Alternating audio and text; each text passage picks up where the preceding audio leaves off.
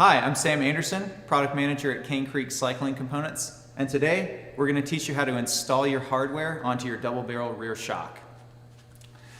As you get hardware, it's going to come in a little poly bag and describe exactly the dimensions of the hardware. Make sure that you're putting the hardware on the right side of the shock. We do label them A on the adjuster side and B on the air can side or on the spring side if you have a coil shock. The tools that you need to make this happen are a vise and a 13mm socket. You can either use a long 13mm socket if you have a long hardware or a short one if you have a shorter hardware. So let's get started.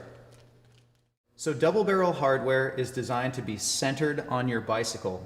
That's why there's an equal amount of reducer items on both sides of the axle with the amount of space for the eyelet to fit in between. To install this properly, we're going to remove half of the reducer hardware on one side.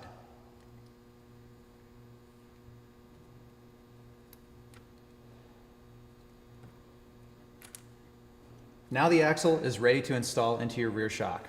The first step that you want to do is make sure that your vise is ready to safely install the hardware on your shock. Today we're going to use a soft jaw clamp on the side that the hardware is going to be contacting the vise.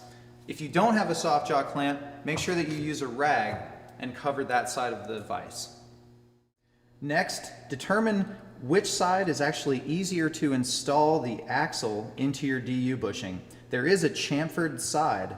For example, this side is actually not chamfered, so it will be more difficult to install the hardware, whereas this side, the axle will slide right in with just minimal pressure.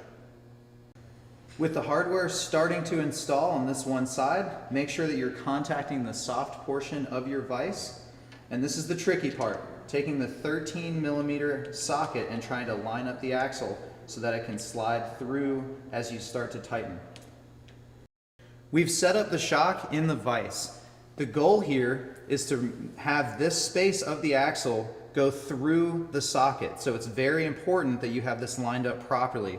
It should be minimal resistance as you wind up the vise. Remember, this reducer hardware is our indication that we've centered the axle. So let's begin. Holding the shock, minimal effort as I twist the axle and the vise. Go all the way until the elastic rubber band on the axle is touching the eyelet. Remove the socket, and then now we're going to add back the reducer hardware. We've installed the axle successfully, and we know that because the reducer hardware matches the distance that the axle is touching here, right? The next step is to reinstall the reducer hardware on this side. Very important. Match the orientation of the side of the reducers that you did not remove.